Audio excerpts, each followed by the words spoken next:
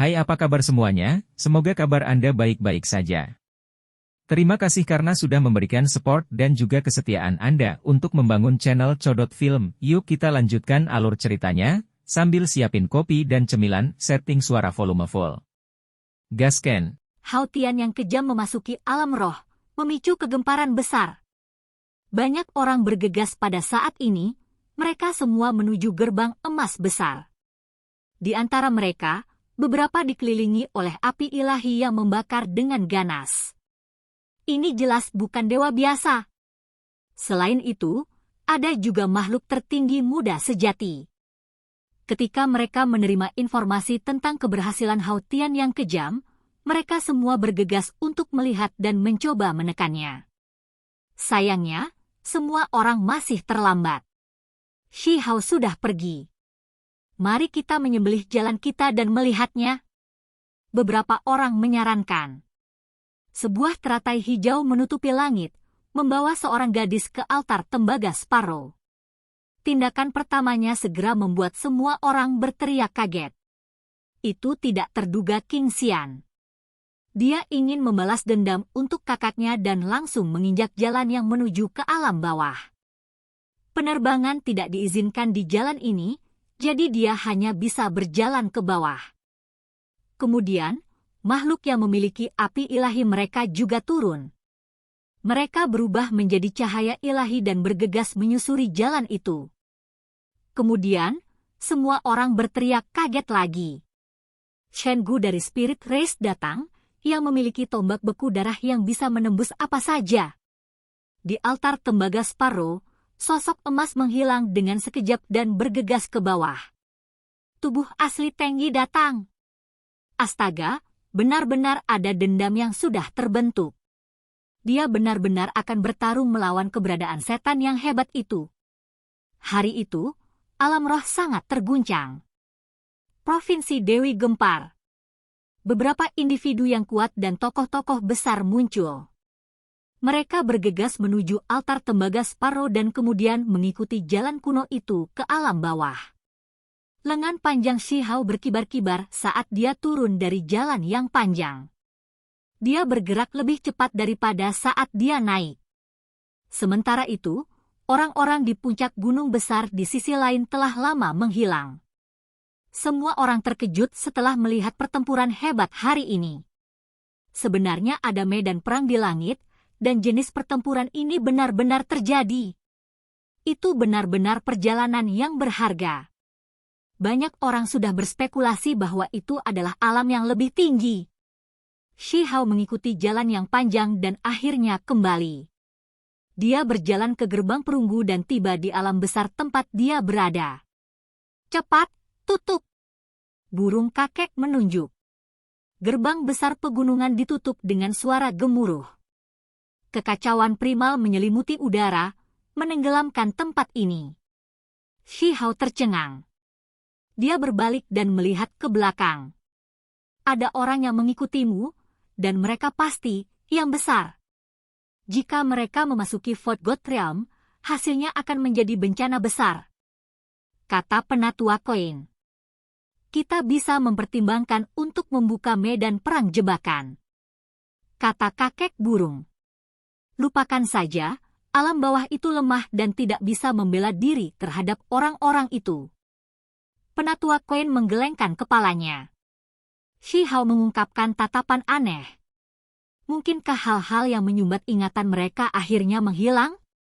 Dia tidak bisa tidak bertanya, mungkinkah kalian berdua adalah orang yang membangun alam dewa kekosongan ini, dua dewa kuno? Tidak ingat. Kakek burung menggelengkan kepalanya. Dia mengungkapkan ekspresi aneh dan berkata, saya merasa seperti tubuh asli saya berada di alam yang lebih tinggi. Apa? Shi Hao diberi ketakutan. Apa latar belakang yang dimiliki keduanya? Tubuh asli mereka berada di alam yang lebih tinggi. Itu benar-benar berbeda dari apa yang dia harapkan, membuatnya merasa sedikit bingung. Dari apa yang dikatakan beberapa tetua, bahkan kakek mereka telah melihat kedua orang ini berkeliaran di tempat awal. Ini jelas bukan waktu yang singkat. Selain itu, kemungkinan besar jumlah waktu yang mereka habiskan untuk menjelajahi alam dewa kekosongan akan lebih lama lagi. Hanya saja tidak ada yang memperhatikan mereka. Jika mereka menghitungnya seperti ini, maka roh mereka akan terpisah dari tubuh mereka di alam yang lebih tinggi setidaknya selama 100 tahun. Itu bisa dengan mudah mencapai jumlah waktu yang sangat lama. Kalian semua yakin? Shi Hao mengungkapkan ekspresi aneh. Jika apa yang mereka katakan itu benar, maka kecuali tubuh mereka tidak mati, maka kemungkinan besar mereka akan lama layu. Aku tidak ingat. Penatua Quen menggelengkan kepalanya. Tubuh aslinya berada di alam yang lebih tinggi, dan dia tidak tahu sudah berapa lama sejak mereka berpisah. Pikirannya telah tertipu selama ini untuk beberapa alasan.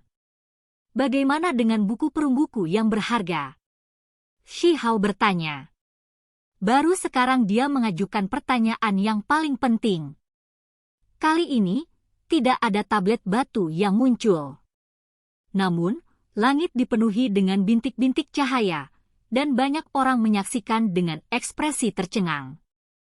Mereka memandang Shi Hao dengan perasaan sangat kagum. Sepotong perunggu jatuh, muncul di telapak tangannya. Hanya satu potong. Aku masih kehilangan satu lagi. Shi Hao berteriak. Dia harus mengumpulkan semua 10, dan sekarang, dia telah mengumpulkan 9. Meskipun kamu memasuki alam roh, kamu tidak membantai ke kedalamannya. Kakek burung menggelengkan kepalanya. Shi Hao mengerutkan kening. Ini adalah sesuatu yang mustahil untuk dicapai. Begitu dia masuk cukup dalam, orang-orang akan memotongnya di belakangnya dan dia akan terjebak. Tubuhnya di alam bawah akan dibiarkan layu. Jika tubuh asliku pergi ke alam yang lebih tinggi, mengembara, dan kemudian pergi melalui gerbang emas itu, apakah itu akan dianggap sebagai kesuksesan? Shi Hao bertanya. Itu curang. Penatua Quen berteriak. Aku tidak bisa menyerahkan hidupku begitu saja, kan? Mulut Shi Hao berkedut. Saat mereka berbicara, gerbang perunggu di belakang mereka bergetar hebat. Suara teriakan yang samar-samar bahkan bisa terdengar. Fluktuasi yang dilepaskan sangat intens. Benar-benar ada yang besar yang datang. Kami beruntung telah menutup dan menyegel gerbang ini tepat waktu. Kakek burung menyeka keringatnya. Sambil berbicara, mereka berdua memotong tanah, memperlihatkan altar kecil setinggi 1 inci. Permukaannya berkilau dengan kecemerlangan, memperlihatkan beberapa pemandangan seperti cermin. Ada dewa yang datang, kata kakek burung. Ketika Shi Hao mendengar ini, dia berjalan dan terus melihat sekeliling. Dia melihat beberapa api ilahi menyala dengan ganas serta beberapa ahli muda. Dia menggosok hidungnya. Sepertinya dia telah menimbulkan masalah besar. Gerbang perunggu itu kokoh dan abadi. Tidak peduli bagaimana mereka menyerangnya, itu terus tidak bergerak. Shi Hao kembali ke dunia nyata dan membuka matanya. Pengalamannya kali ini benar-benar aneh. Kesadaran ilahinya telah benar-benar memasuki alam roh dan mengalami beberapa hal. Aku harus pergi pada akhirnya. Shi Hao berkata dengan lembut. Dia berjalan-jalan di istana kekaisaran, tiba di taman istana dan melihat bahwa King Feng sedang berbicara pada dirinya sendiri. Menjadi kaisar manusia? Tapi aku tidak siap sama sekali. Apa yang harus aku lakukan? Shi Hao menghela nafas dan meninggalkan tempat ini. King Feng agak lemah, dan dia tidak ingin King Feng melakukan hal-hal yang tidak ingin dia tangani. Jika dia tidak bisa, maka dia hanya akan menyerahkannya kepada Raja Perang. Jenis masalah ini tidak bisa menunggu lebih lama lagi. Dia tidak punya waktu untuk berlama-lama. Dia dengan cepat memanggil Raja Perang, Peng 9, dan beberapa raja tua, memberitahu mereka apa yang ada dalam pikirannya. Sebenarnya, aku punya kandidat. Raja Ming berkata. Dia memperoleh sedikit pil kelahiran kembali dan telah menjadi ahli tertinggi sekarang juga. Tolong lanjutkan, kata Shi Hao. Tuan pemburu, Shi Heng. Dia memberikan sebuah nama. Itu dia? Shi Hao terkejut. Ketika dia pertama kali tiba di ibu kota batu, dia telah berpartisipasi dalam pelelangan yang sama dengan Tuan Huntian, dan pada saat itu, pihak lain memperoleh artefak magis kuno, penguasa iblis darah. Selama pertemuan sesudahnya, keduanya bahkan minum dan mengobrol dengan riang, berbicara cukup lama. Orang ini tampak sembrono dan tidak terkendali di luar, merangkul wanita yang mengelilinginya, tetapi dia sebenarnya kuat dan lihai. Sebelum Shi Hao naik ke tampuk kekuasaan, dia adalah raja bangsawan termuda dari negara batu.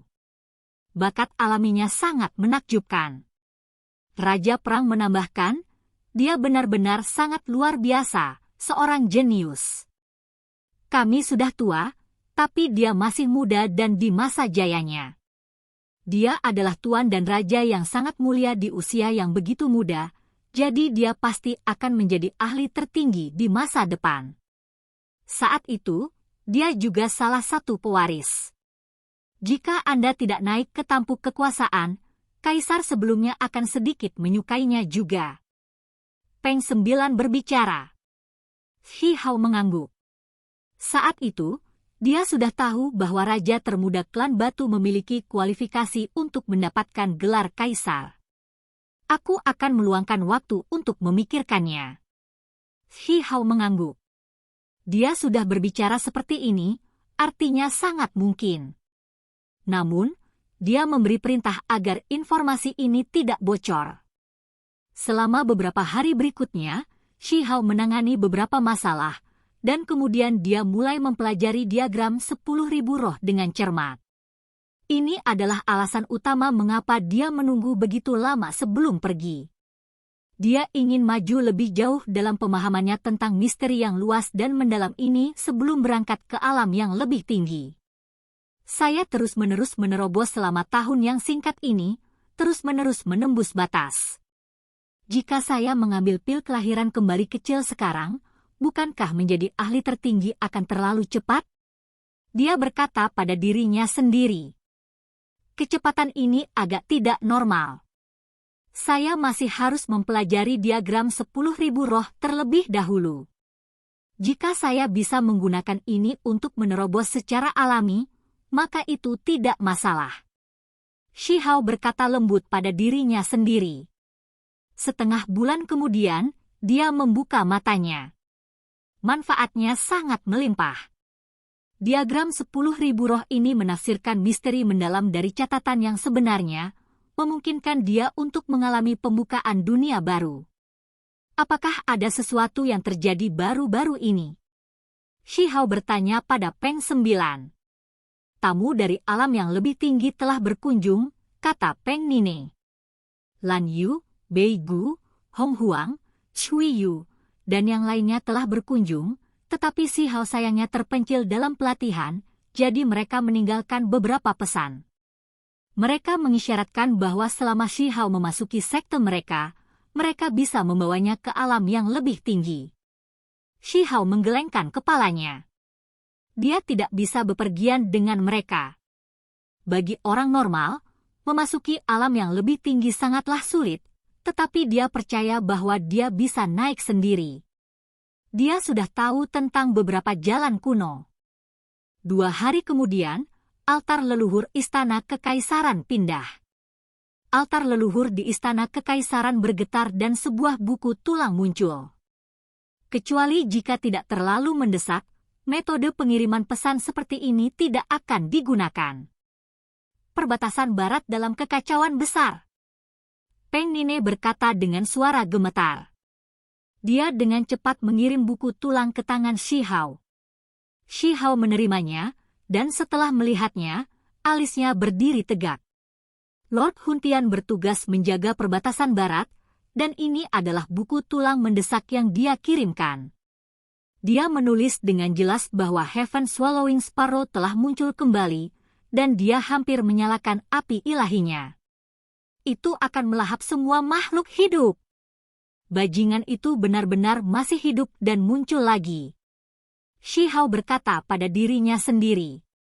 Dia mengepalkan tinjunya dengan erat. Saat itu, binatang buas ini telah membantai segalanya dalam batas 50.000 li, menghancurkan semua suku dan klan besar di dalam gurun besar yang dulu pernah ditinggali Stone Village. Dan sekarang, itu muncul kembali. Kecenderungan jahatnya sama parahnya, bertindak benar-benar tidak terkendali. Shi Hao segera berdiri, matanya menunjukkan cahaya dingin. Peng Nine buru-buru menasihati, Yang Mulia, Anda harus berhati-hati. The Heaven Swallowing Sparrow pasti mulai menyalakan api ilahi, dan untuk ras ini, ia perlu melahap esensi spiritual surga dan bumi dalam jumlah besar serta darah dan daging untuk meningkatkan tingkat kultivasinya. Itulah mengapa namanya memiliki kata, melahap. Itulah mengapa ia tidak menyembunyikan dirinya dan dengan panik mencoba masuk ke alam dewa. Sekarang tidak ada dewa di alam bawah, jika kamu pergi dengan gegabah, kamu mungkin akan berakhir sebagai makanannya. Itu belum menyalakan api surgawinya, kan? Itu baru mulai mencoba dan memecahkan kemacetan itu. Shi Hao melihat buku tulang itu. Peng Nine menggelengkan kepalanya dan berkata dengan nada tertentu, itu pasti mulai menyalakan nyalanya. Binatang buas itu sangat licik dan ganas. Ras ini hanya akan bertindak sangat ganas ketika menyalakan api ilahi untuk mengisi kembali apa yang dibutuhkan tubuhnya. Raja Perang, Raja Ming, dan yang lainnya semua menerima informasi dan dengan cepat berkumpul di istana. Sekarang setelah tidak ada dewa di bawah langit, siapa yang bisa menghentikan burung-burung menelan surga? Heaven Swallowing Sparrow harus berakhir. Shi Hao berkata dengan tenang. Para ahli tertinggi di sini semua terkejut. Mereka buru-buru menasihatinya untuk memerintahkan mereka keluar daripada membuat Shi Hao sendiri menghadapi bahaya. Makhluk dengan nyala api ilahinya tidak mungkin untuk dipertahankan. Mereka takut Shi Hao akan jatuh. Tidak ada salahnya. Saya akan segera kembali, kata Shi Hao. Dia berjalan ke altar leluhur dan langsung pergi ke Stone Village. Bola berbulu, Little Red, ikuti aku dalam perjalanan untuk membunuh dewa, teriak Shi Hao. Membunuh dewa. Sekelompok anak-anak bergegas. Mereka tidak merasa takut dan malah terlihat gelisah. Mereka seperti sekelompok monyet saat mereka bergegas. Segera setelah itu, altar leluhur istana kekaisaran berkedip dengan sinar cahaya. Shi Hao kembali dan memasuki istana surgawi pusat. Yang Mulia, jangan menempatkan dirimu dalam bahaya. Raja Perang menasihati lagi. Shi Hao melihat buku tulang kedua dengan pandangan sekilas. Dia menerimanya dan menyapu matanya. Ekspresinya menjadi murung. Itu datang sekali lagi dari Lord Huntian. The Heaven Swallowing Sparrow telah mendatangkan malapetaka lagi, melahap manusia yang tak terhitung jumlahnya. Itu akan menyalakan api ilahinya.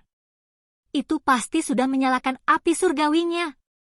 Lord Huntian tidak mengerti burung ganas itu. Yang Mulia tidak boleh pergi. Raja Ming sangat khawatir. Saya tidak akan menempatkan diri saya dalam bahaya. Kalian melindungi istana kekaisaran. Serahkan Heaven Swallowing Sparrow ini padaku. Shi Hao memerintahkan, memberitahu mereka bahwa mereka tidak bisa pergi dan harus tetap tinggal di ibu kota kekaisaran. Kemudian, Shi Hao naik ke altar dan membuka jalan sebelum menghilang. Reruntuhan layu membentang puluhan ribu li di perbatasan barat. Ada hamparan keheningan mematikan dengan semua makhluk hidup musnah. Shi Hao muncul. Dia berdiri di tengah kota besar yang telah lama berubah menjadi reruntuhan. Semua penghuninya telah musnah, hanya meninggalkan jejak berdarah di tanah. Saat dia berjalan ke depan, dia melihat terlalu banyak darah. Bahkan tidak ada satu orang pun yang masih hidup. Beberapa puluh ribu li menjadi tempat bencana. Terlepas dari apakah itu ras manusia atau makhluk lain, mereka semua dimakan. Shi Hao tidak berhenti. Dia naik ke kereta perang emas dan dengan cepat bergegas ke kota besar lain untuk melihat Lord Huntian. Dia ingin memahami situasinya dengan jelas. Cahaya keemasan memenuhi langit saat dia turun ke kota ini. Hati orang-orang di sini terkejut, dan kebanyakan dari mereka sudah melarikan diri, takut bahwa target berikutnya dari Heaven Swallowing Sparrow akan ada di sini. Ada kekacauan besar di jalanan, dan suara tangisan bisa terdengar di mana-mana. Shi Hao menemukan kediaman Raja Bangsawan dan langsung masuk. "Berhenti!" Seseorang berteriak. Shi Hao tidak memperhatikan ini dan berjalan maju dengan langkah besar. "Suruh Lord Huntian keluar." Seseorang di istana menjawab, dan ketika Shi Hao mendengar apa yang dikatakan, dia menghilang dalam sekejap, langsung muncul di aula utama yang megah. "Yang mulia, Anda datang." Ada seseorang yang duduk di singgasana di tengah aula utama. Itu adalah pria tinggi dan heroik yang melihat ke bawah dengan tatapan seperti kilat. Itu tepatnya Lord Huntian. Mata Shi Hao menyipit dan pupil matanya mengecil.